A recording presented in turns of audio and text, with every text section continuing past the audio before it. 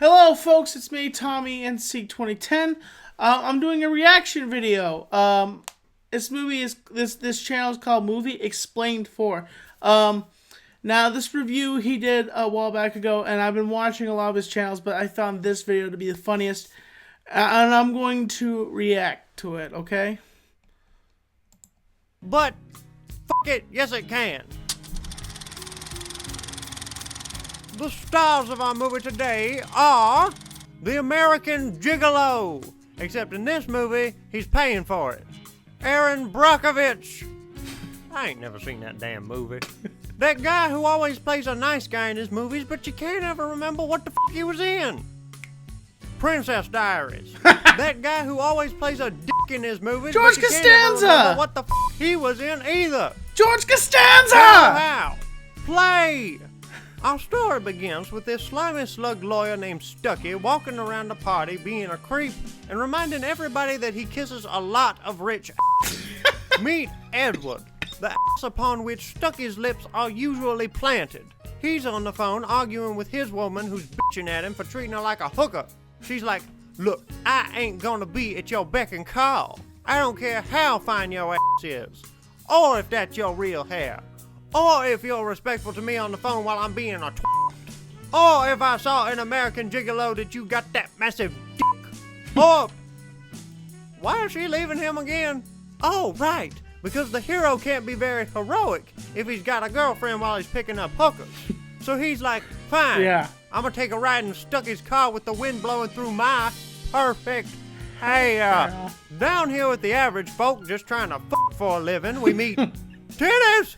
I mean, Vivian. And Vivian is broke because her BFF, the crack hoe Kit, keeps buying drugs with all the money they make selling ass. And back at their place of employment, Kit's like, "I'm hungry." And I'm like, "Maybe that's because you spend all your money on crack. And the only thing you ever put in your mouth is dick." Then Edward, who obviously can't do shit without help, pulls over there on Slut Street while he tries to figure out where the hell he's going and how the hell he's gonna get there. Vivian works her ass over to him and she's like, "You looking for a date, sugar?" And he's like, "No, I just broke up with my girlfriend, got lost, and conveniently ended up here on the corner of Hollywood and Hoe." She offers him directions for $10, and when he says no, she meticulously places her ass in his window. Look at all this meticulousness. Suddenly, he is convinced he can afford $10, and he's gonna let her drive? While she chauffeurs his spoiled ass to his hotel, she intrigues him with genius information like, "Did you know your foot is as long as your arm from your elbow to your wrist?" That ain't true. Oh my God! Then she tells him she charges $100 an hour, and he's like, "That's pretty stiff." I hope this is not a sexual innuendo because I simply cannot condone dick jokes. And they go to his penthouse where he pays her, then wants to talk about their feelings and how he's scared of heights and can't enjoy the view from the balcony because he's too pussy to go out there. And she's like, "Can we just please pull the ding-dong out already?" Then he orders champagne and strawberries because he's a gentleman trying to give this poor broke hooker a taste of the good life. Just before he offers her a taste of his dick. And he's like, "How much to spend the night?" And she says, $300. You know how it is. You buy wholesale and get a discount. Think of it like shopping at Save-A-Thought. So the next morning, after he's been on the phone dictating to his lawyer, she tells him his dictate like money. As it turns out, Vivian's about to get more money and dictating because Edward needs somebody to spend the whole week with him because he doesn't need any romantic hassles. Just some pose to act like he got a lady to tag along with him to all of his business bullshit. Oh, and he gotta negotiate because he don't want to buy his pussy at full price. So get this, he talks her down from $4,000 to $3,000, but then tells her he would have paid $4,000. What a dick! So Vivian goes out to buy some better clothes that don't show off her goods, and she runs into these frigid bitches. See, this is why you shouldn't wear too much cosmetics. You have one day where you're grumpy, and then that shit'll just harden, and you'll never look the same again. And before you know it, you won't let hookers buy clothes that you fancy stole. So Vivian leaves crying and goes back to her hotel where she's stopped by the hotel manager. And he's like, "Well, we don't normally allow our guests to entertain working girls such as yourself, So if you want to stay here with Edward, you need to get yourself some clothes from someplace other than the big and tall hall store. And Vivian says, well, I tried to get some nice and them bits, and they was like, no slut, and money, and so he gets on the horn and he's like, yes, women's clothing, this is sad little hooker here, and she needs to look more not hooker. Later, Edward picks her up in the hotel bar for her first real date that doesn't require a rubber or a trip to the free clinic. And they go to a fancy restaurant where they overcharge Edward for some potted meat on a cracker, and he discusses his plans to buy out this old man's business while Vivian charms everybody she meets and gags on a leaf. Yeah, like that's the worst thing she's ever tasted. Later, back at the penthouse, Edward decides to confide in the hooker he just met the day before about his dead daddy and about how ain't nobody gonna be feeling sorry for that old man at dinner who don't want Edward buying his company. Did you know Richard Gere composed this piece he's playing in this scene? Oh yeah, and after he bangs on the piano, he bangs on Vivian. You know, sometimes this just writes itself. The next day, Edward, who never had time for any other woman, has time to take Vivian shopping to protect her from the Miss Meanie faces. Now, I don't know why she ain't wearing the cocktail dress she just wore the night before, and has she been wearing the same underwear for 3 days? If so, I'm not sure if that's hot or nasty. So while Edward goes to earn more money, Vivian spends it. And while Vivian is shopping, Edward, who has been spiritually moved by his 2 nights in bed with Vivian, starts questioning the ethics of taking advantage of the old man's struggle. And as much of an asshole as Stucky is, you gotta give him props here for being the only one in this movie who's like, oh, all of a sudden you get some good pussy that changes your life, and suddenly I'm the bad guy? Whatever. Ugh. More feelings. Edward's like, boo-hoo, my daddy left me and my mama when I was little. Whose daddy hasn't? So I bought his business out from under his deadbeat daddy ass. It didn't make me feel better, and I'm running out of things to spend my money on. So now to make myself feel better, I buy hookers. At a polo match the next day, which is a scene they totally ripped off from My Fair Lady, except that was a horse race. Come to think of it, this whole damn movie is My Fair Lady. Except ain't nobody singing, and Eliza's life didn't require daily doses of penicillin. What the f*** are we talking about? Right, the polo match, where Stucky sees Vivian talking to David, the old man's grandson, and Stucky gets more suspicious. Edward admits that, much like Stucky himself, Edward is paying Vivian to suck his dick. So Stucky goes to Vivian and tells her he knows the truth, and that after Edward leaves town, he wouldn't mind giving her a little pickle tickle. Poor Vivian. She's like, I feel so cheap. And Edward's like, well, maybe you ought to raise your prices. So much for Edward not wanting any romantic hassles. She's like, give me my money, I want to go. She wants to leave. F*** it, call a bluff. I want to leave my ass. You can probably find elephants with dicks smaller than Richard Gere's. And Edward's like, don't leave, baby. I don't want you to fuck it, Stucky. Okay. And this is a fairy tale. So, they make up and bone. The next day, Stucky gets pissed at Edward for leaving work early to go on a date with Vivian. And Vivian and Edward fly to the opera in Edward's private jet. Oh, for fuck's sake, did this movie have intercourse with Twilight and squeeze out that fugly baby named 50 Shades of Grey? The next day, he misses work again to spend the day with the hooker. Well, might as well get his money's worth. And Vivian learns what it's like to go from wearing the same underwear for 3 days to changing your outfit every 3 fucking hours. Later, she sees him sleeping, which he said he never does, and she's like, oh, I done solved all your problems. Here, let me put my big nasty mouth on you. The next morning, Edward tells Vivian he's leaving for New York the next day, and that he's setting her up for a free ride in a fancy car. She's gonna get an apartment, a limo, a driver, and all the clothes she wants. And Vivian's like, no, that sounds like shit. I'd rather suck for a living. And Edward's like, what the actual expensive f***? And Vivian says, well, you see, when I was a little girl, what I always wanted was for a hero to ride up on his big white stallion, draw his big soul, and come up to the attic when my mama locked me up, a hero to rescue me from my mama, a.k.a. that evil bitch that locked me in the attic and butchered my self-esteem, and told me to pack my bags and move to Hookerville. Because apparently the relative oh my God. When a daddy shits on his son, he grows up to be a handsome millionaire, and when a mama shits on her daughter, she grows up to be a broke Shortly after, Edward carries his daddy complex to work, and tells the old man he wants to help him with his business instead of buying it. And he spends some time feeling the grass with his big, ugly Gollum feet.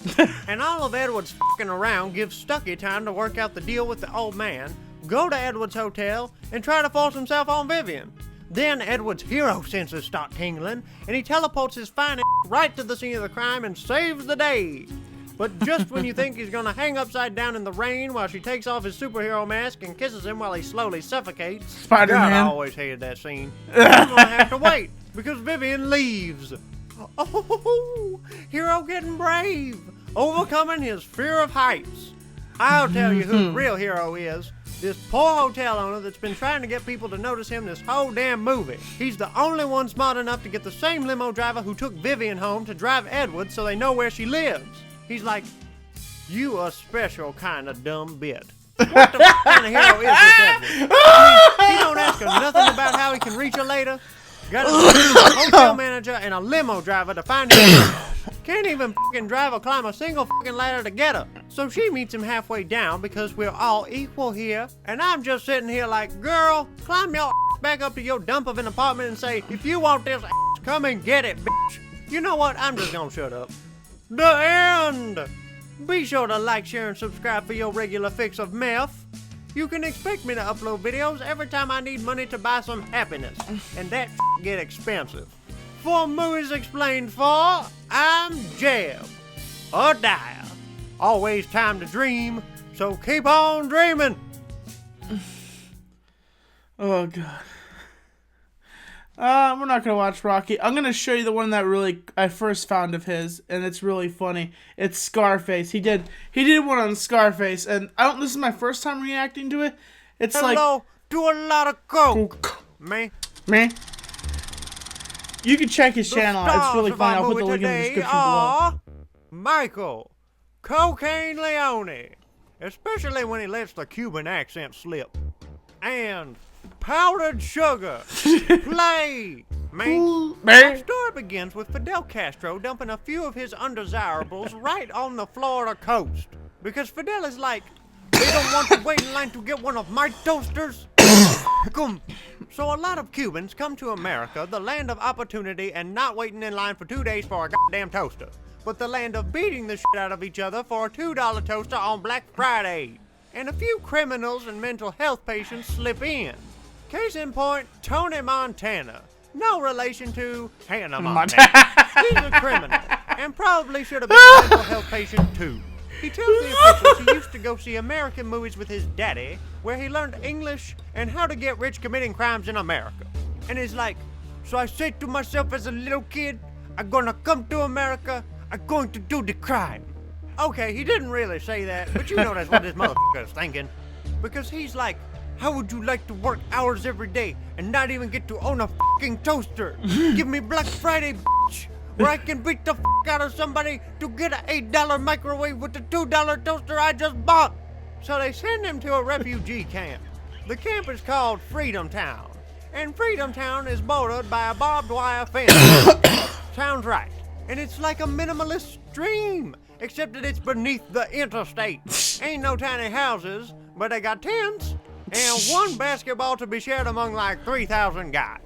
Tony's friend Manny tells him a wealthy drug dealer named Frank Lopez will get them green cards when they get out of the camp if they will assassinate a former Cuban official who once tortured and killed Frank's brother. And Tony's like, challenge accepted. Damn, I really thought he would take the ethical high road, but he carves that bitch up like the Thanksgiving turkey we're thankful for before we beat each other with $2 toasters on Black Friday. Kill a man, get a green card, and use it to pursue the American dream of going to great lengths to end up washing dishes and asking folks if they want their meal supersized. And Tony's like, Mindy, you better do something about this. I didn't come to America to work. I came to do the crime. They look at the life they want, which is literally across the fucking street. And Minnie actually says, look at those titties. My kind of man. But don't worry, Manny. You're gonna get the titties soon. Because here comes Frank Lopez's guy, Omar, to offer you and Tony a chance to do the crime. $500 to complete a deal for some marijuana. But Tony wanna more money. So they offer him $5,000 to go and buy cocaine for Frank from a Colombian drug dealer. Tony, Manny, and their friends Chi-Chi and Angel go to do the deal. 4 show up, 3 and some change come out. Because Angel makes a trip up to heaven. Or hell. Again, I'm not one to judge. Because while the deal goes to Chi-Chi and Manny ain't paying attention to anything but all that flat mammy booty. And I'm just gonna skip the notorious chainsaw scene because it's just, oh my god, it's just so Let me just say that Tony, Chi-Chi, Manny, and maybe one of Angel's thighs escape the apartment with the drugs and the money. Tony and Manny deliver the stuff to Frank, and Frank's like, someday, Tony, your biggest problem's gonna be finding a planet big enough to hold all your fucking toasters! And Tony is into big money, big houses, and tiny women like this cokehead Elvira. Now this looks like a woman who survives on a diet of cocaine. Yeah, she does. Show a lot of cleavage, but it's waif cleavage, which really doesn't qualify as cleavage. The point is, Tony's got the hots for the boss man's wife. Later, they all go out to a club where Frank tells Tony he wants him to keep working for him. And I'm just gonna skip the notorious Al Pacino and Michelle Pfeiffer dance scene because, oh my god, it's just so disgusting. It's just so And Tony tells Frank's wife, hey, you look like you ain't been in like 50 million years because that's how old your husband is. After Tony has made some money, he goes to find his mother and sister, who he hasn't seen in 5 years. He's like, be proud of me, Mama and Gina. I got a job. Sister's happy to see him. Oops. Mama ain't buying the bullshit. She's like, Shout out the what do vlog. you get for this money? You're not going to come in here with your hot shot clothes and ruin your sister? And he's like, wanna bet, Ma?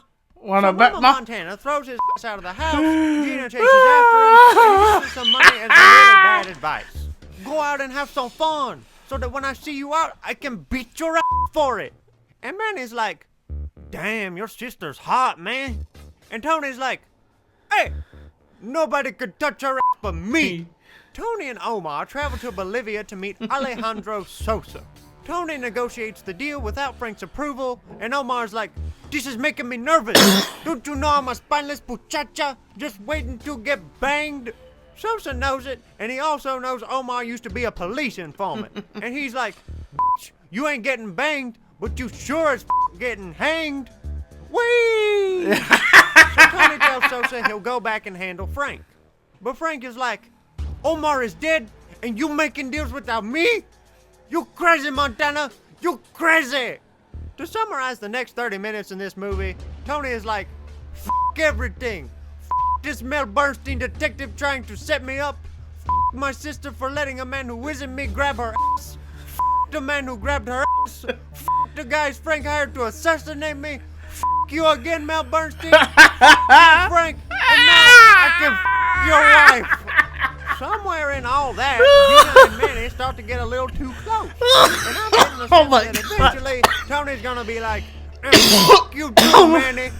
And Tony begins to live in excess right Excuse me. about here. Allergy cough. Excessive money, excessive homes, excessive weddings, excessive pets on minimal leashes, excessively bad self-portraits, excessive home security systems, and excessively corny camera angles.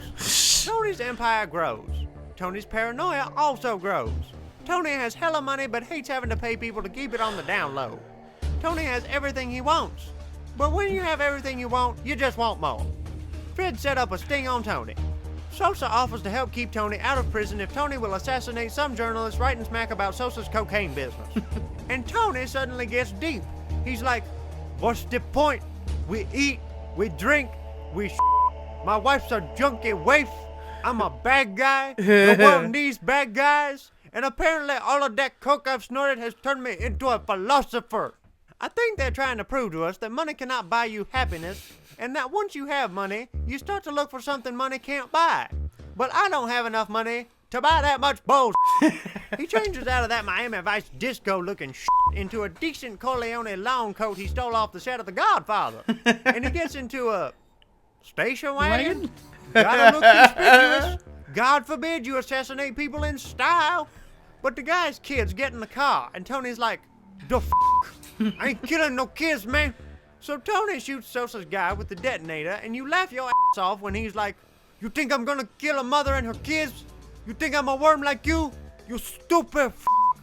Well, look at you now. Now, Sosa is so pissed. You thought Tony was extreme his entire life? You ain't seen nothing compared to what happens during his last few hours. What follows is a tutorial on how to live to the extreme explained in minimal sentences. Make a phone call. Hit the coke. Get in the car. Hit the coke. Hit the coke. Hit the coke. See Gina with Manny and I called it.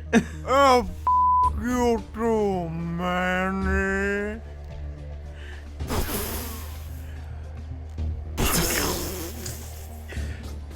That was gunshots. Shots. Kill your best friend. Hit the coke. A lot. Even Chi-Chi's like, man. Pay no attention to the men on the surveillance camera storming your mansion. Feel guilty for killing your best friend. Hit the coke. Get seduced by your sister. Get shot by your sister. Watch your sister get shot. Shoot the guy who shot your sister who just shot you. Spoon with your sister's corpse. Tell your sister's corpse to smile. Tell your sister's corpse to wait there while you get the grenade launcher. Yell, say hello to my little friend. Grenade launch your own office door. Shoot guys who aim like Star Wars stormtroopers. Get shot. Keep standing. Get knocked down. Get back up again. Grenade launch your own mansion's front door. What follows is a tutorial on how to die to the extreme, explained in minimal sentences. Get shot a lot in the front. Get shot once in the back by a Latino Terminator. Yell, but I never got to buy my own f***ing toaster. Fall into a literal bloodbath in the foyer of your mansion. Lie dead at the center of the fruits of your own greed and never again get to hear Jeb's dumbass voice say, the end. Be sure to like, share, and subscribe for your regular hit of myth. You can expect me to upload videos every time I feel greedy. For Movies Explained 4, I'm Jeb. Or die. Man. You know what? We'll watch one more video of his and then we'll end it off, okay? Goodfellas, I love this one.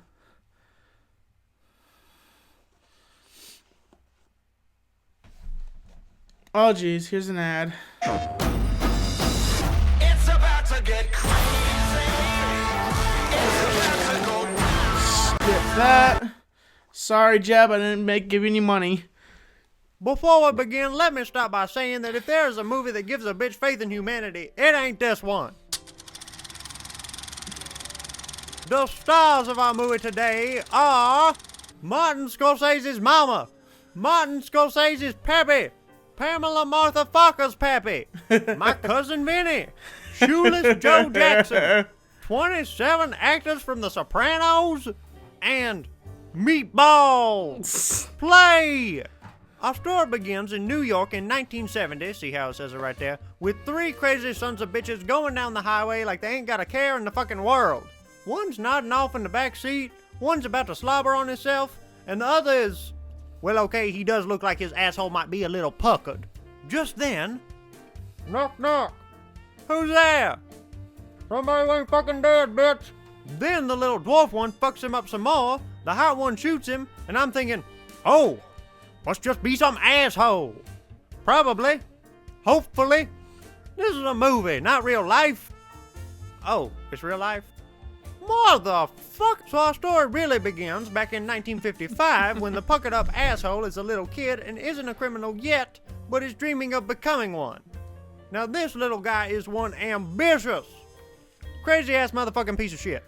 Little Henry Hill watches gangsters from his bedroom window where he sees them roll up in their pimp rides, wearing their pimp clothes, smoking their pimp cigars, and sporting some mighty fine pimpin' pinky rings. So he gets tight with the man in charge, Paulie Cicero, and I don't blame him. Okay, sorry about that, folks. There's a lot of swearing in that one, but I should have thought about checking that one out first. But, that's his channel, and you guys could check him out. His link will be in the description below. Man, you know, talking about man, gonna do, you know what I'm saying? Sorry about the language in this video. I apologize. I did not know that there was going to be swearing in this one. But I'm guessing he didn't censor it because of the... But he censored all his other stuff. But, yeah, check out his channel, folks. As always, I'm Tommy NC2010. I'll be doing more of these reaction videos when I can. Of, videos I watch on a regular basis. And I'll try to get this video up tonight. Catch you later, folks. Keeping you on the inside fact. Subscribe, support, stay positive.